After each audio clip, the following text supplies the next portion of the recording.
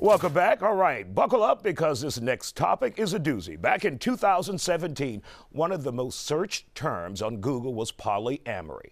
If you've never heard of it, it's basically a relationship that includes more than just one romantic partner. At the same time, the wild thing is all partners involved know about each other and are damn cool with it. And here to share a little bit about their unique dynamic is Alex Porter, Shalon Porter, and Chantel Brown. Glad to have you here on The Factor Uncensored. Thank you. Alex, you're in the middle.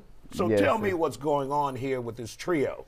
Oh, well, this is my wife, of course, and this is my girlfriend. And we are polyamory. We have a relationship that we all know about, continue. We actually have a family all together that we are developing.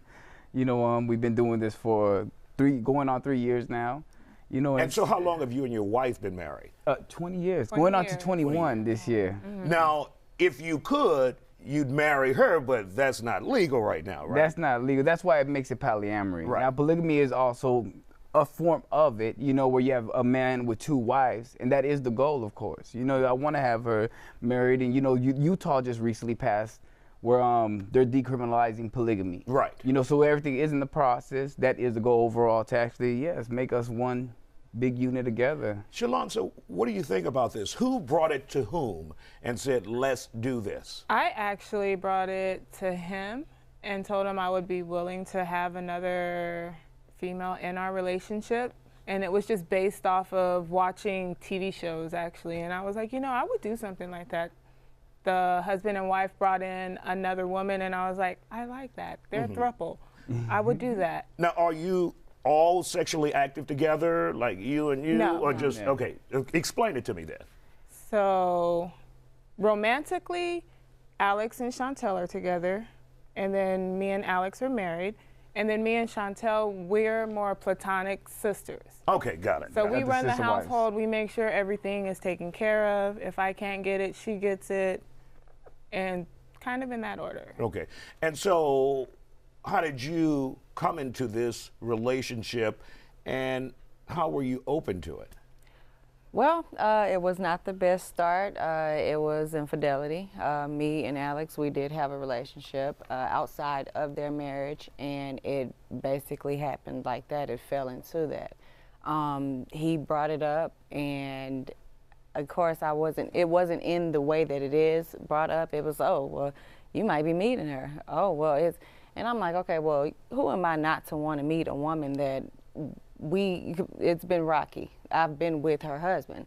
So we sat down, we met. We did But not Shalon, initially. you had to have some anger in the beginning, though, right? I like at any point in time you find out your spouse is cheating on you. I went through all my emotional roller coaster, but once I realized that him and her had built a connection and that they were still speaking to each other, I was like, well, I want to meet the person who you have brought into our relationship, you know, me unknowing, but I'm still willing to get to know her because I know it's not her fault that he wasn't honest with the both of us at the beginning. But I was willing to, you know, open up my home and meet her. And so now you're expecting, right? Yes, Okay. I am pregnant. And so how are, I guess you're all right. Yeah, most Right. definitely. That was something that we spoke about when she first came into the relationship. I told her, I was like, she didn't have any kids. I have 2 kids. And I told her if she was going to be a part of our family, I wouldn't want to take that ability away from her. I think every woman deserves the right to be a mom. I want you to be able to feel that. I want you to be able to be at your fullest potential of being a woman.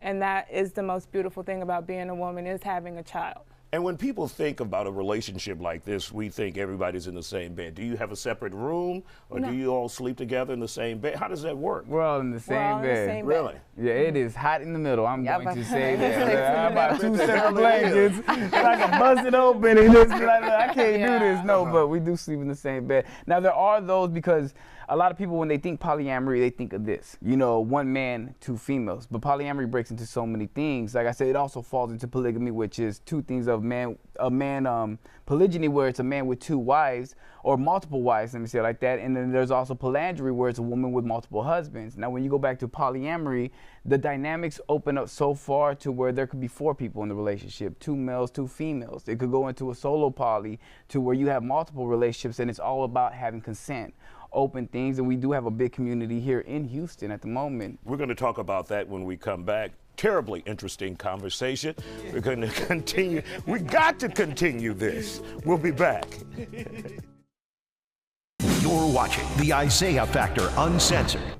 I'm back with the Porter family, and they're opening our eyes to the world of polyamory. They've also brought their kids on. Now, polyamory is a non-monogamous relationship made up of multiple people. We have them here on the Factor Uncensored. The kids are here. So when Chantel first came into the family, and you guys are older kids, what did you think about that? That your dad brought another woman home and your mom accepted it? Well, at first I was kind of like, who is this lady? Like, what's the relationship going on here? Because it really wasn't discussed between me and my brother. She just like appeared in our house one day, and I was like, who is she? Right? I was like, who is this lady? Right? It was kind of different. It was like being in the house with a stranger, because it's someone you never really met before, you've never seen before. It was the first time meeting them. Mm-hmm.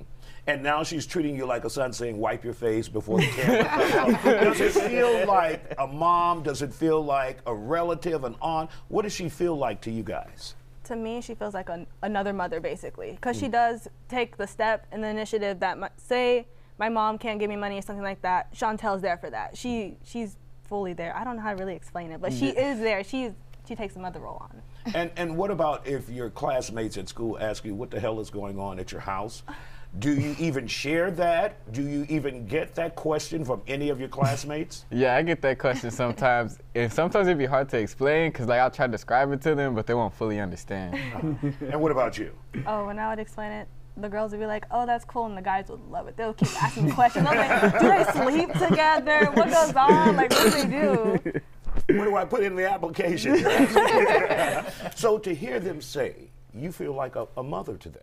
Oh, that's amazing, because I don't have kids right now, so that was one thing that I worried about, just coming in, because I put myself in their shoes.